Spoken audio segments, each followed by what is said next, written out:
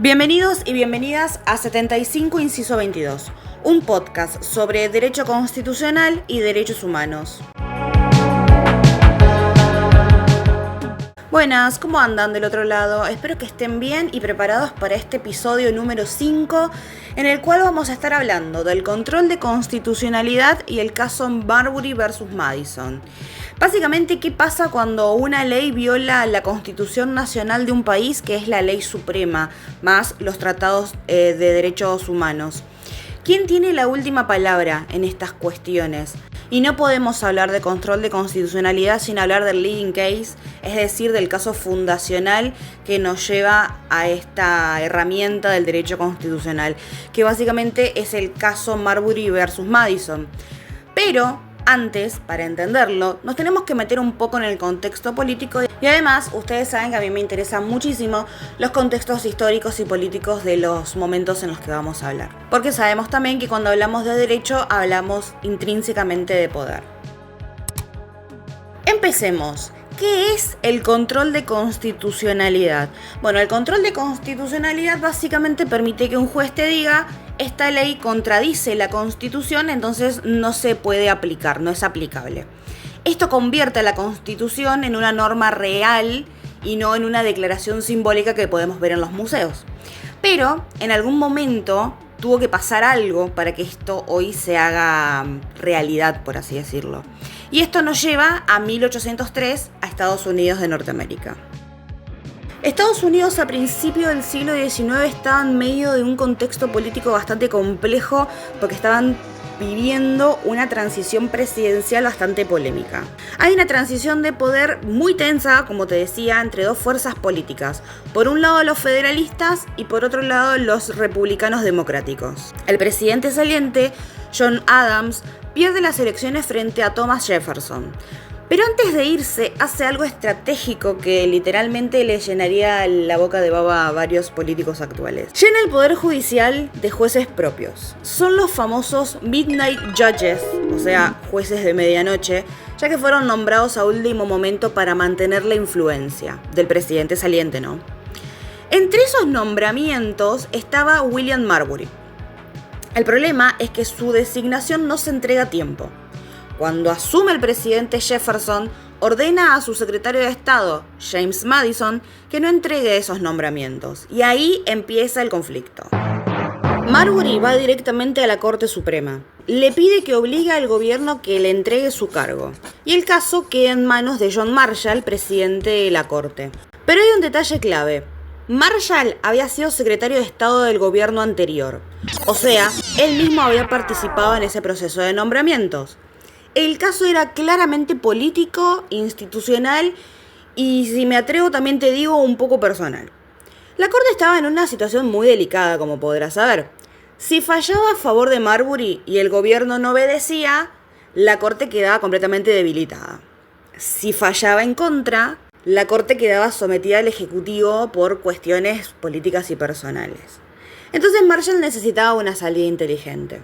Y a esta jugada muy inteligente del juez Marshall, Carlos Nino la sintetizó en forma de un silogismo, que lo podés encontrar en el texto La Constitución de la Democracia Deliberativa de Carlos Nino o en el Manual de Derecho Constitucional de Pablo Manili.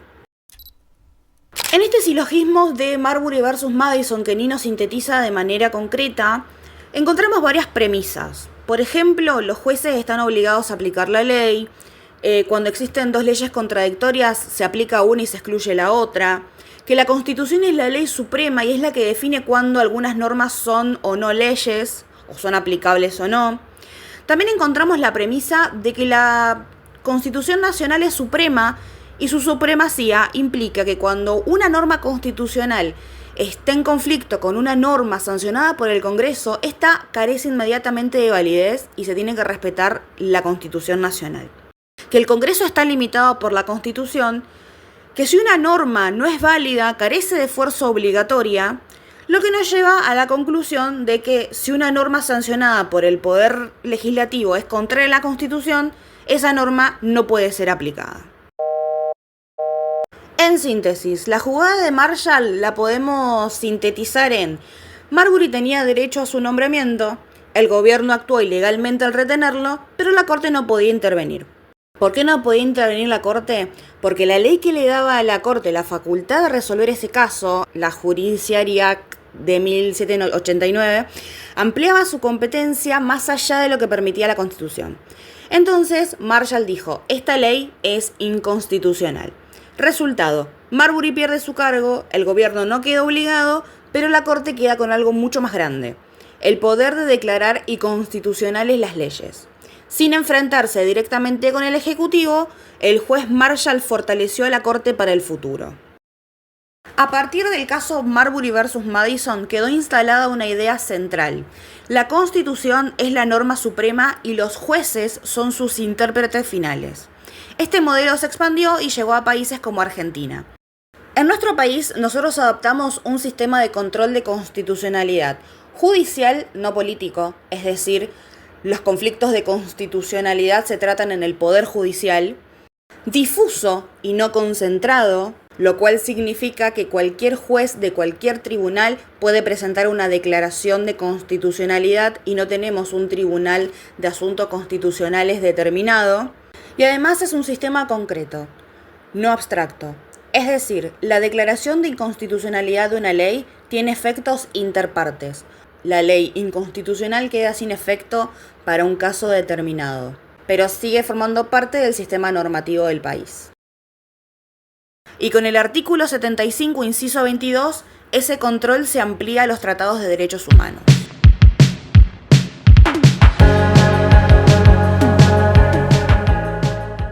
La sentencia del juez Marshall fue una estrategia brillante para un momento de crisis política que estaba viviendo Estados Unidos por esas épocas. Ahí nació el control de constitucionalidad moderno, y desde entonces, cada vez que un juez declara inconstitucional una ley, está usando una herramienta que nació en ese conflicto. Esto fue 75, inciso 22. Nos vemos en el próximo episodio.